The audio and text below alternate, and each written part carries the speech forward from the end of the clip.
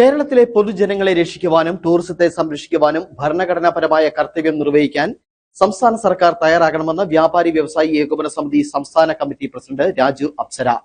ഖജനാവ് നിറയ്ക്കുന്ന നിയമം സർക്കാർ പിൻവലിച്ച് വ്യാപാരി വ്യവസായി ഏകോപന സമിതിയുടെ തീരുമാനത്തോട് യോജിക്കണമെന്നും അദ്ദേഹം സൂചിപ്പിച്ചു. നിലവിലുള്ള കെട്ടിടങ്ങൾ ക്രമവൽക്കരിക്കണമെന്ന സർക്കാർ തീരുമാനത്തിനെതിരെ തിരുവനന്തപുരത്ത് വ്യാപാരി വ്യവസായി നടത്തിയ പ്രതിഷേധം ഉദ്ഘാടനം ചെയ്ത് സംസാരിക്കുകയായിരുന്നു അദ്ദേഹം.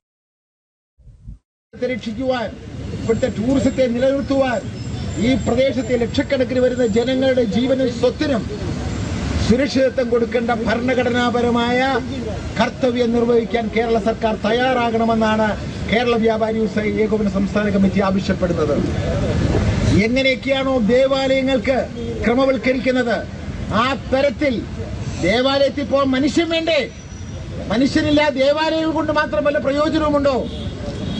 അപ്പൊ അതുകൊണ്ട് നിർബന്ധമായും ഖജനാവ് നിറയ്ക്കുന്ന നിയമം, അല്ലാതെ രാജ്യത്തെ ഭൂമിയെ രക്ഷപ്പെടുത്താനല്ല, രാജ്യത്തെ രക്ഷപ്പെടുത്താനല്ല, സാമ്പത്തികമായ നേട്ടമുണ്ടാക്കാനുള്ള നിയമം അത് പിൻവലിച്ച് കേരള വ്യാപാരി വ്യവസായി ഏകോപന സമിതി പറയുന്ന അഭിപ്രായത്തോട് യോജിച്ച് ഗവൺമെന്റ് മുന്നോട്ട് പോകണം.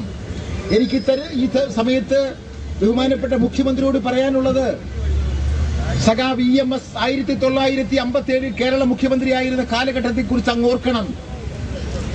അന്ന് കുടിയൊഴിപ്പിക്കൽ നിയമനിരോധനം പാസാക്കിയ മുഖ്യമന്ത്രിയാണ് CPM-ന്റെ സഖാവ് EMS. ഞങ്ങൾ അഭിമാനിക്കുന്നു. എന്തിനാണ് അദ്ദേഹം നിയമം കൊണ്ട്